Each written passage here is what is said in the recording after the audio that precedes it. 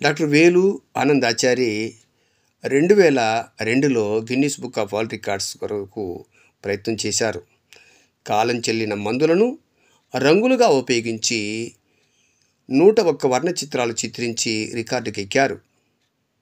ఆనాడు జాతీయ స్థాయిలో లిమ్కా బుక్ ఆఫ్ రికార్డ్స్ వారు వీరి యొక్క రికార్డును గుర్తించి 2007 మరియు 2008 2 సంవత్సరములు కూడా 2 అవార్డులను వీరికి లభించింది.